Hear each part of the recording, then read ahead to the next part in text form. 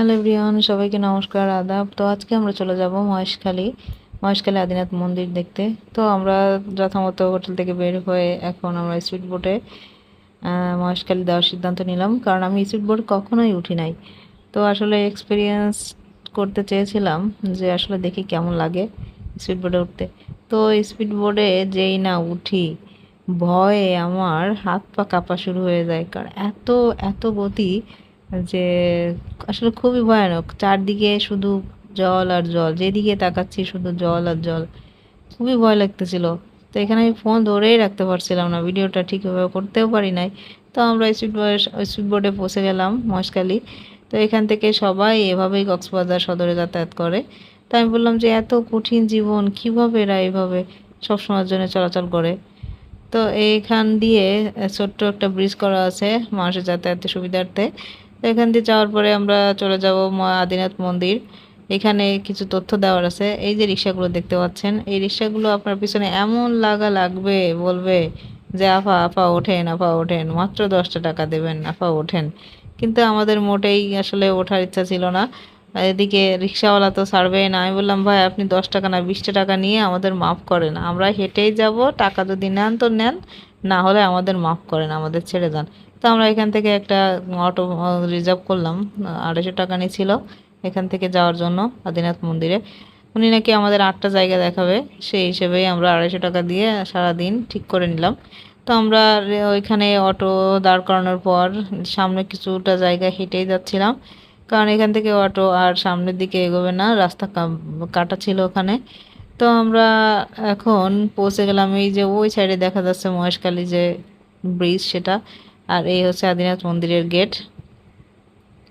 তো আদিনাথ মন্দিরের গেটের সামনেই কিছু দোকান আছে, এবং দোকানগুলো উপজাতিদের।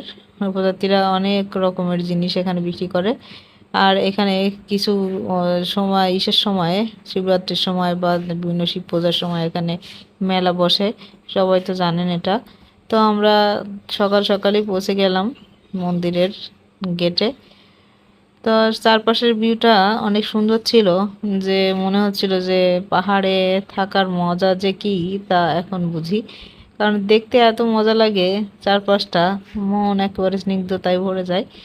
তো এই হচ্ছে মন্দির মহেশখালী। তো এটা হচ্ছে আদিনাথ মন্দিরের মেন গেট, অর্থাৎ এখান থেকে আপনাকে ঢুকতে হবে।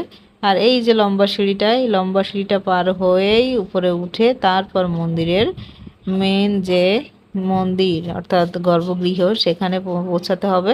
তো এখানে অনেকেই আসে পূজা দিতে। যেহেতু সোমবারে গিয়েছিলাম, সোমবারে অনেকেই আসে পূজা দিতে আদিনাথ মন্দিরে।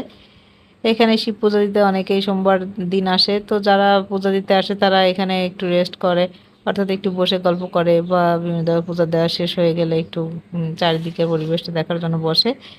তা আমি উপরে উঠতে উঠতে সত্যিই ক্লান্ত হয়ে যাচ্ছিলাম, যে এতটা সিঁড়ি উপরে উঠে। তারপরেও বেশ ভালোই লাগছিল, যে কতদিনের ইচ্ছা ছিল যে আদিনাথ মন্দিরে গিয়ে একটু দেখব। আর সৌভাগ্যক্রমে আমরা এসে সেই আদিনাথ মন্দিরেই পৌঁছালাম। তো আদিনাথ এখানে জুতা রাখার জায়গা।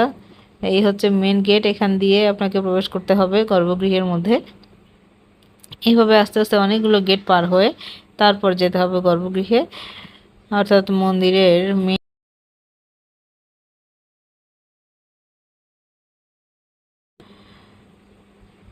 এই হচ্ছে শ্রী শ্রী আদিনাথ মন্দির, মহেশখালী, কক্সবাজার। তো এখান দিয়ে আমরা মেন যে মন্দির সেখানে প্রবেশ করব। তো সোমবার দিন যাওয়ার সুবিধা এটাই ছিল যে যে আমরা অনেককে দেখতে পেয়েছি। অনেকটা ভিড় ছিল, বা অনেকেই পূজা দিতে এখানে আসছিল।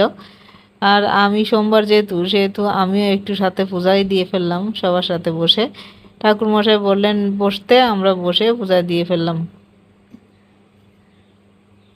তো চারপাশটা দেখার চেষ্টা করছি, আসলেই সুন্দর, দেখার মতোই জায়গা। আর মন্দিরে সংস্কার চলছে এখানে।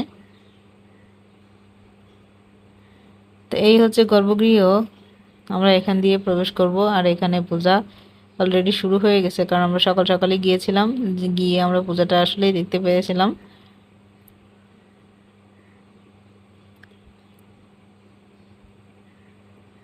তো এই হচ্ছে মন্দিরের চারপাশটা।